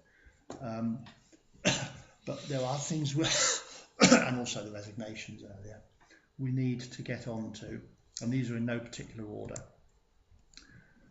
First one on my list, it's contentious. It's the question of housing and a local plan. We've got to start looking at how we work with Ashford to come up with some potential small sites for housing after they decided we couldn't have big ones because we were in the AONB. They said we could do infill. I have suggested to the writer of the local plan, which is in draft at the minute, Simon Cole, that there aren't many for infill. There are some, but there aren't many. 3 a year for 25 years is 75 houses. You tell me where they're going to go in infill. The answer is they're not. Answer therefore, if indeed the plan says we should have 75, I mean 3 a year was our number. It was up to 5 in the community-led plan, so it's survey. So let's call it 3. 3 a year times 25 is 75. But also the population estimate for the next 25 years from ONS from 2011 to 2036, I suppose it is, was, they told me what it was, I can't remember how the figures worked out, but I did work it back, and if you took their population estimate and translated it into houses, for the number of houses we've got, it was 75 in 25 years. You came to the same number. So there is an issue that we're going to have to, as soon as Ashford are willing to engage with us, but we've obviously got to have discussion here first at a future meeting, we're going to have to see if we can get them to apply themselves with us and with other people in the village, and you know exactly what's going to happen straight away. It's not going to be easy to start looking for potential small sites. We can shelter behind Ashford a bit, but if we want to have anything to do with it, rather than saying to Ashford, okay, you just do what the hell you like, and that would be irresponsible, we've got to stand up and take it. Just a very small point. Either just before the last meeting or just after it, Yvonne sent out a link to like a South East England paper. There was a piece of research done, and the particular one I looked at was our neighbouring council, which is Rother. It was Rother Districts, because we get there, because we're on the border, we get there. It's very interesting how they're approaching this. Basically, if you look at that and you look at the villages, a similar size, they are redrawing the boundaries. They are building all over the AONB. They're building everything. They've started from almost the other side of the table. They've started by saying, what is our overall responsibility? How are we going to achieve that? And they're hitting Hastings and hitting Bexhill. Hastings and Bexhill are not in the AONB. No, I know that. But Robertsbridge is, Battle is, Iden is. Yeah, so what they're doing is they're going for the obvious one, but then they're also saying, share and share alike, fair dues. How are we going to address this in the rural communities? And they're basically going in and saying the equivalent of, well, your current village boundary is that. Well, we'll just, for the sake of argument, include Pipers or the Meadows or extend it down the school, and that's what they're doing. And then they go saying, job done, we can now fit in those houses. They're adding hundreds to the small towns, but they're even adding 12 to Iden. You know, you can see the impact. You're seeing sort of between 12 and 25 in some small places. In small places, similar sized villages to here. But this thing about you can't have major schemes in our AONBs, they simply do not agree. And that is also going to come inevitably right from the top. It'll be decided one way or the other. The press is all there, and we've got a choice. I think we can either just sort of not Canute-like, but almost I hope it doesn't. Maybe if we keep our heads down, we'll get passed by, or we'll be a Tuesday afternoon in a planning office somewhere in Whitehall or Ashford or wherever, and someone says, "Well, Wittersham, what would do that, and then we'll get it as a sort of this is what you've got to do." Indeed. And I don't know the answer. Is it do we just try? Well, we've got to come back to that later, and it's not going to be one meeting. It's going to be a serious programme, and there's going to be grief. But I just don't see how we can avoid it. It's Ashford has ducked out of it at this point by saying, "Oh, you can just do a bit of infill here and there." And as soon as I said there isn't any infill, he said, "Well, in that case, we're going to have to get together and find something else." One thing that is worth looking at is that at the moment the most recent example is a joint commercial and affordable housing scheme, one funding the other. That's a well-tried model. The other model that's being looked at in Kent in a number of areas, and that's where rural Kent will tell you, is the whole social housing initiatives where there's no commercial housing, it's social housing driven. And I wonder, we should have that on our agenda, because I wonder if that would be a more acceptable scheme. It might be a much smaller scheme than 27 houses. It might be 10 or 12. They've got to be smaller. Simon Cole said he won't accept big ones in the AONB. Right. Can I just say something at that point on Paul? Very nice idea, Paul. Local needs housing, as we've already got, but the financing for it has been withdrawn. So the social housing people have got to find their own finances. Yes, they have. And therefore they need this cross subsidy, which is what you described to start with. The other thing I think, Paul, and this is only an opinion that may not be borne out, but I think that when you say social housing may be more acceptable, I think that people who are interested in having social housing or affordable housing or local needs housing actually have a direct interest in that are not by and large, there is an overlap, the same group who were most vociferous. Well, I say exactly the other deal. But the other thing is that, and you're absolutely right, the funding has been withdrawn. I don't necessarily think that's withdrawn forever, by the way. I think some political pressures will release. I don't know what's going to happen. But the other thing, of course, is one of the things that struck me, that was a comment made by a lady, I think in Forgemead, and I don't remember who it was, it doesn't matter, who basically said, "I would love to have a one-room flat in Wittersham because that would release my three-bedroom house." And it's a bit like the old puzzle, the square. And I just thought at that time, well, why don't we just, to hell with all these 27 houses, why don't we build a great big sheltered 15 flats or 20 flats or something like that. Last time that was mentioned, Was it? Well, that was going to be here. Oh, was it? Well, let's not reinvent the wheel. But what I'm thinking is that I mentioned the war, but I think I got away with it. Time is moving on. I think if we're going to look at this, we have to be open-minded and look at different things. There's not one solution only. I don't know if there's no magic solution, but we should look at David. I'm just conscious we're starting to have the discussion. Indeed. I agree. You're right now. I completely agree. So that's the first one. Yeah. Okay. I'll listen to it, and I've got a thought that I'll listen to your own response. Don't forget it. The others are mostly circulated. Then. Yes, these are just the list I'll give you. It's just that we're going to. I'm simply saying we can't sit here for a year and think that we're dealt with what came in and that's enough. We've got to do more than that. Right. Yeah. So the next one is that I want us to think about registering all our land holdings at the land registry. It was a point that was made at a conference I went to by New Romney. They've got a lot of land and they've been doing it as a protective thing. That it makes it clearer as to what you own, especially if you get into a dispute. Iden got into a big dispute recently with a neighbour who nicked a bit of their land, and they eventually had to put up with it. That's the version from Iden. The neighbour may, of course, have a different version. I say quickly. Branding of the council's assets. That's another point from New Romney at the same conference. So Coronation Field doesn't have a sign saying Coronation Field provided and maintained by Wittersham Parish Council, and the green the same, and the village green. We're talking with Miriam already about the village green sign. We actually, and it may not last that way, we're actually the leaseholders. It's owned, of course, by Ashford. But wherever we've got something, it's not a bad idea to be telling people. At least if we know ourselves, it would be good. Well, indeed. It would be indeed. Yeah. Churchyard wall is like the poor. It's always with us. Alan knows all about that. The surface water drainage project with KCC. This is a little glimmer in my eye that will probably never get anywhere, but I'm trying. I am trying, I know. You said it. We were encouraged by the cabinet member for highways at the highways conference that I went to in November. You went with me the previous year, Paul. They want parish councils to think of things they can do with stroke for Kent highways. And I've banged on to one of their senior-ish officers twice, but she unfortunately covers mid-Kent, not here. And she was supposed to be passing the message on, and it's gone very quiet.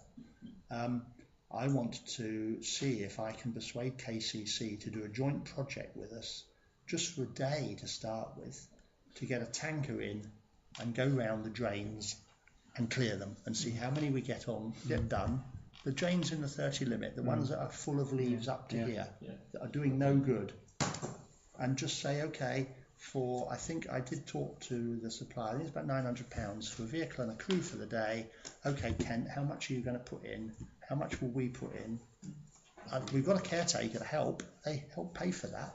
Let's go and just do a pilot, because that's what they're asking us to do. So we've got the opportunity of brownie points with the councillors as well. The trouble is that this, of course, is over officers' dead bodies. It's all right very well for the cabinet member to tell us what he wants us to do, but the officers don't see it the same way.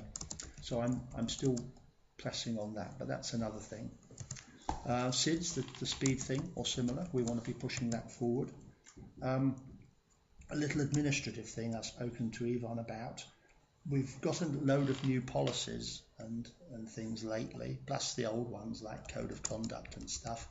And again, from the Mayor of Romney, who was at the conference, she said every councillor has a file with the same set of papers in it, so that they're all singing off the same hymn sheet, as they say. We've probably got one or two more policies to do, and I think as soon as Yvonne has a quiet half an hour, that's something we ought to get done. This will be obviously the year after next. The Voices spreadsheet update. Voices is the community-led plan group, and we've got a spreadsheet which I finalised and put out in its current form a couple of months ago. But because of the resignations, we said that we'd wait until we got 2 new councillors to then reallocate the sections, because we said that each of the topic areas would fall to one councillor, and the aim was then that councillor would work with the person in the who ideally that led that group, and also the steering group member that was on that group as the liaison, to see what can actually be pushed forward. Some things have moved on their own, some things we've done, some things are still sitting very static. So I've got to bring that back perhaps next month, I don't know, so that we can talk about that seriously and agree topic areas and see what we can do, because it's been sitting around for some months, to be honest, while we've been in a bit of stasis. We've got we've got to review our standing orders, which we said we'd do in September and then didn't because we had 2 councillors short. David, you suggested doing that at a separate meeting.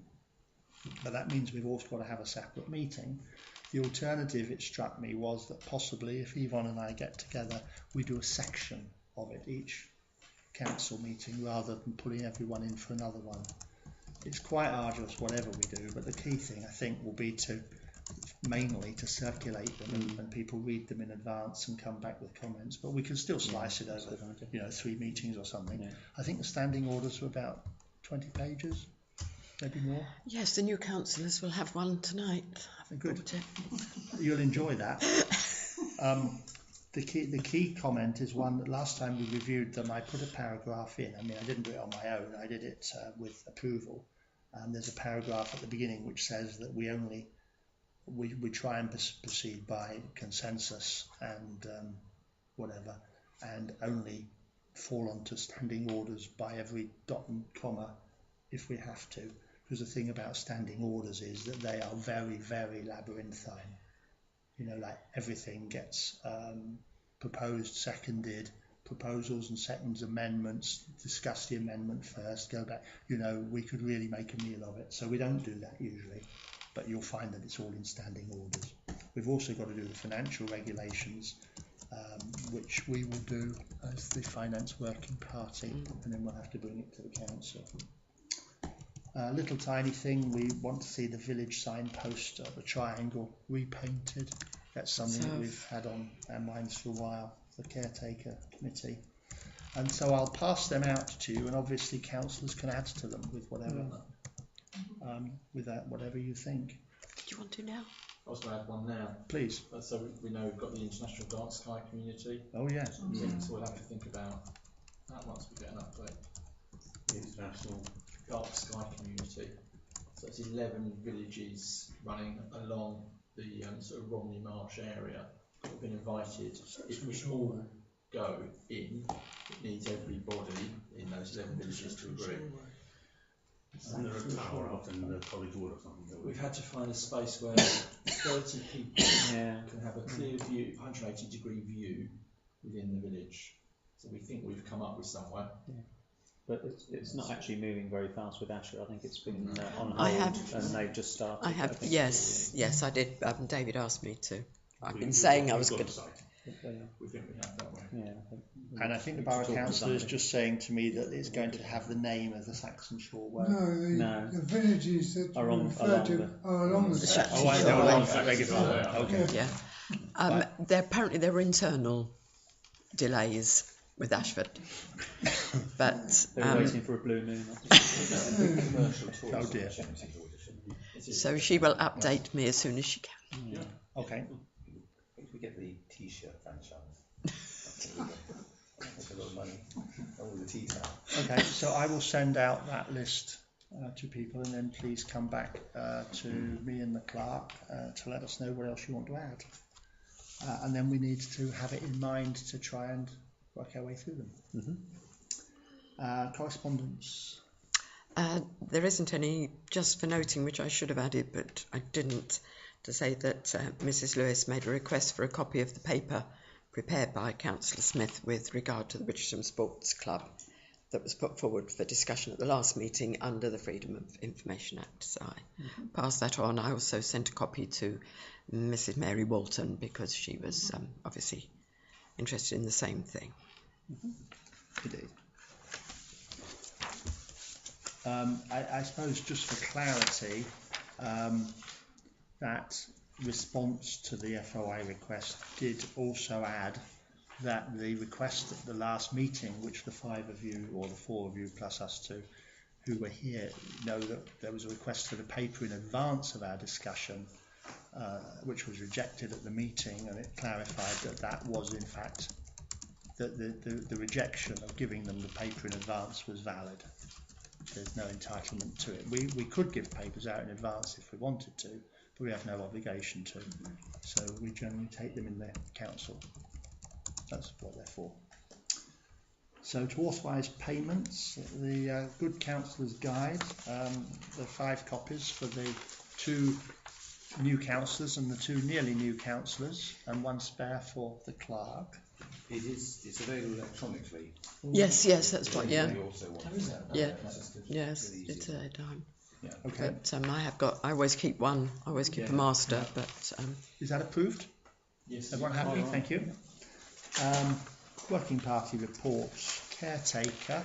Caretaker, I'll just say I've had a couple of problems with the van. So when we come to our own caretaker meeting, we're going to have to discuss where we go. The ignition, the barrel is broken, but if he uses a screwdriver, he can start it and stop it. And it's secure.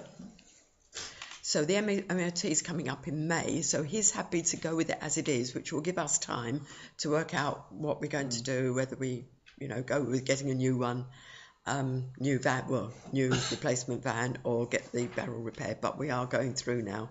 We've had it nearly 5 years. It was pretty old when we got it. Yeah. So we are going to have to think Presumably we about need to it. replace the ignition lock, though. Well, you say that's £300 to do that. Yes, it's a barrel. It's a new barrel. You've got to have manufactured by Vauxhall. It's not just a thing that you can replace. They've all got their own special bolts holding it. Yeah. It's all palaver about security. But Graham, he's taken it to Woodchurch, Yeah. and Graham has advised. Like a screwdriver.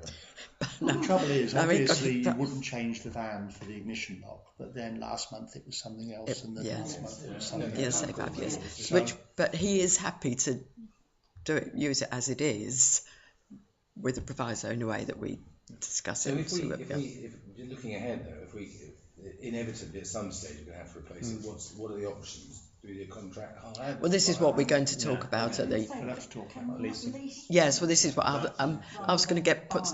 Yes, he's going to look into that and bring some figures to the meeting. He's already going to do that because he knows what sort of vehicle he wants now. It's before, of course, we'd already got the vehicle when he joined us. But, if we were to buy one, we wouldn't be buying a new one. No. But we might buy one a bit newer than this one was, because when we set off on the contract, on the caretaker scheme, we only had a year of certainty. So we spent the least we could get away with. And that's 5 years ago.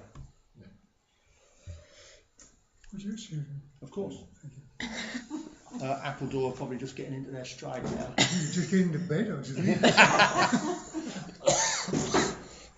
Thank you for coming. right. Thank you. Where does that leave us if there's any health and safety issues regarding this, knowing that we as the parish council are aware of the situation? The clerk's in charge. You said it isn't a safe. It's not a yes. Yes. It's no, safe it's and secure. Yes, it's as far as safe. It's safe and secure. Safe and secure. Yes. No. Okay. Yes. Yeah. Which. Oh, you've got a screwdriver. Yes. Does it have a crook lock there, I ask? He's got a thing on the vehicle. Okay. Yeah. Okay. Oh, he's got numerous things on That's that vehicle. Caretaker and the van problems. Finance working party. Monthly transaction statement. Which you have in front of you. That's Somewhere. one of the papers you should have. Should be the last one on your little. Will I have that one? Yes.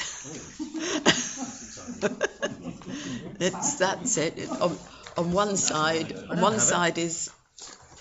I didn't give you You the didn't spare give one. me one, no. Ta-da! Thank you. One I prepared earlier. I wonder why I Okay. got one left over. So, yes. if you look at the one that says monthly transaction statement as opposed to the one that says caretaker, Mm-hmm. then that's got everything on it. I think it's self-explanatory. Just one thing: those of you that know the fee rate for the cemetery will see that the interment fee, there is an overpayment of £40 on the interment fee for the late Hazel Scarf. So I've written a cheque out for signature today for £40 to refund that. Apparently Hazel's husband added it up and didn't add it up correctly. Okay. Well, quick question. The scroll invoice, does that appear on here? No. It should have been paid by now. No, that's okay. We'll get to that. We'll get to that.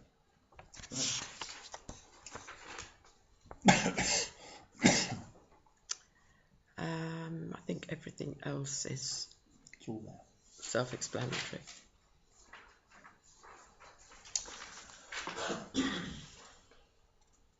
We've got the money from Warehorn towards the caretaker scheme. They contribute £300. Yes, which they budget for each year. So we. Good of them. So is everyone happy with that, and I can sign it? Yeah. You'll find on the back the ones that relate to the caretaker scheme are listed, so that the caretaker own account is kept separate, but they all apply. They're all appearing on the first page as well. I need your pen. Yeah. Thank you. Yes, but Alan and Colin, what I will do after tonight, I'd like to get together with both of you just to run through everything so that you can ask questions and I can explain a bit more as to what happens. So you will send an email to suggest the time or something, will you? Well, if you have a quick chat after that, yes, would be, yes, just to sort of. Right. So, caretaker. Oh, yeah. Separate. Oh, I've given you the pen back. Here it is. Here it is. Oh, you've got two me. See, last month didn't have any, now I've got two. There it goes. Thank you. Right, on we go. That's fine. Oh, the other thing about finance is that you got circulated about the social media conference, which no one wanted to go to, so I'm going to it, which you'll need to authorise the payment next month, I think. Well, this month, because, communications and media conference, because it's on the 19th. Yeah, I'm going this month anyway. As I say, no one else wanted to go to it. I will find out whether there's anything in that for us. Or perhaps no one else was able to go. Yeah. Oh yes, of course. They were all keen to. You mean? Right. Planning. We've received one. Yes, there's decision, nothing further. Which is Mains Farmhouse, which we talked about before. That was granted. Highways. Have you got something called? Nothing specific to add at the moment. I suspect a month's time will be very different given the impending forecast. Yeah, right. Because it's the same old story each year. Yeah. Cold weather, freeze thaw, and it all falls on this weekend, isn't it? Public rights of way. I don't know where you want to bring in the sewage chamber, sort of highways. In highways. Yes. Yeah, that's, you talked about. Yeah, it's down past the 30-mile limit. We've always had a problem with the sewage pipe that goes out of the village down across to the sewage farm. Down the street, the sewage farm. Yes. For years. There's one outside, I can't remember what it's called now, the big white house that they've worked on. There's no name on it now. The one in the grass verge is forever lifting, and Janet Pudan's often reporting it to Sue. It comes back to me and I report it. They go down, they sort it out, and then a few months later we get the same thing. And then, if you remember, Nicholas Hurst got in touch with Mike Hill and Highways, and they got the ditches dug out. Well, when we were looking at it shortly after it had been done, on the left-hand side as you're going out, not the right, where a lot of it's done, there was a short bit, and when I looked, there was a brick, only about this sort of size, pillar with the top knocked off. It was almost as if the machine had come along, taken off the top. And there was a definite sewage smell. And when you looked down, you could see water in the bottom of it. I reported it to Southern Water, and I've got all the maps for all the drains. They've all got reference numbers, so I've got all that throughout the village. Sewage? Not surface water, just the sewage ones. So I gave him a number. The chap wasn't interested in a number. He said, oh, yes, I can see it on the screen. Sent somebody out. The engineer rang me, but I wasn't available to pick up the message, so I couldn't get back to him. He couldn't find it. Well, we've been down again, because since then we've had 2 more blockages, and the last one was on the 4th of January, and Nicholas had reported that, because it overflows, ends up down his end. So I went down there again, Chairman came with me, and that, it's still like it is. and it's now sort of full of leaves. So I'm thinking, right, full of leaves. If it is sewage, then it's below where this other one's having all the trouble. So we contacted them again. Engineer came out, rang me at 2:00 yesterday. Can't find it. So I told him exactly. I said, you told me where it was. I said, walk down, you can find this brick. Oh, brick, that's not going to be ours. That's the land drainage. So I said, well, it's got a reference number. And it was smelling when we saw it. And he didn't hear any further. I went down after Community Market today, and it's got a nice round Southern Water lid on it. Okay. So it's been done. Obviously, Obviously, what we don't know was. is if they took the leaves out first. But at least it's a result of sorts. So he couldn't find it. The time capsule. He did a very good job on it. It was fixed exceptionally quickly. This is a suspicious thing. Yeah. Because the brickwork needed to be properly finished off again and the thing sort of cemented on and everything. That was all done as well, was it? Well, we Yeah, don't know. well, yeah, All we can it's- see is the lid because it's actually in the mud. It's in, yes, you wouldn't know now that it was ever. But I got the proof, obviously, because I took photos. So if somebody has a problem like that, and there was somebody in the village who spoke to me 6 months or so ago about their trouble, when they were going to go straight to highways. Ideally. If it's the Parish Council has a role. Is that? No. Okay. that's the way it works, Alan. Everyone comes to me. Nick Hurst would expect that, but I rather thought highways would be, Well, direct if it's sewage, it's Southern Water. Yes. Yeah. And you can go straight to them. I've got their number on here, and you can, if you go to their website, it gives you the number, and they are very good.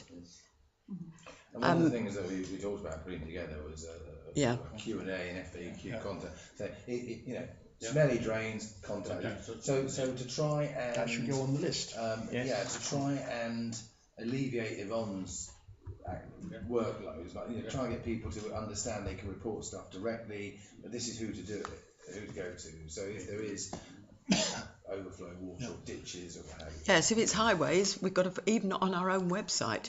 We've got a fault reporting thing. You can just go straight to it and report it. Yeah. It doesn't have to come through me. No, you just like the title, didn't you? Sewerage lady. Thanks. Yeah. It's draining you, isn't it? Thank you, George. Right, okay, on that. So that was highways, public rights of way. We got a wire across the stile at the edge of Piper's Field as you go out towards the property. They've redone the fence all the way around, so it's wire, but it's that much higher than the top of the stile, and it's not an easy stile to get over. So I've told him about it. So I'll see what. It's usually very good, and also the footpath across there hasn't been reinstated, but I don't actually know what he's planted it with. So if it's grass, I mean it's planted, but he plants grass. So and then they don't reinstate across grass. So. Anyway, so that's... Okay, open spaces, David? No, nothing to report other than I was just going to ask if we've got any progress with the kissing gate going out of Wittersham Field. Well, that's in the new budget. That's when we got the new. Okay, thank you. Nothing else. Anything routine on cemetery and churchyard other than the project, which we'll take later? How's the wall coming on? Oh, well, it's in my list here. Is it? Okay. Yeah, I put it in the list. Okay. As long as it's Were on the list. the two gravestones okay that were leaning? Well, they looked all right to me. That's fine. Just so I got it a little bit of earache and stick. I went straight there. I went straight round. It might obviously isn't relevant. We haven't heard about it, but something I noticed the other day, which slightly surprised me, is there is nationally a spate of gravestones. Just going to say the same. Robbery going on. People flogging them off for paving. Yeah. And there's at least one house in the village where there's a lot of stones from our churchyard forming their garden path. I didn't know that. You've got my undivided attention. This is down at Moon's Green, I imagine. In open forum. I can whisper it in your ear afterwards, which house it is. This isn't recent, though, is it? No, it's been there for 30 years. Well, you told us you've been there since 1979. 30 years. Oh my God, it's much closer. It's being recorded. I didn't say which address it was. Right, okay. Anything else on cemetery and churchyard? No? Date of next planning meeting to be advised, that is a standard line, doesn't add up to anything. The date of our next full council meeting, of course, is the second Tuesday of the month, as always, 7:30. Valentine's Day, folks. Yeah. What? Valentine's Day. Oh, lovely. Pardon? It's school half term that week, Okay. isn't it? So I might be Some away. people are, yeah. Sorry? It's school half term. Right. So you might be away. Okay, That's- well, we only need that's- 3. Items for information? Nothing? No. Sorry. Okay, can I ask someone to propose and second a resolution to exclude the public from discussion of the proposed cemetery extension? That's going into what we call closed session. Proposed by Sue, seconded by Paul. Thank you. So we close the open meeting. Thank you very much, Miriam, for your perseverance as always.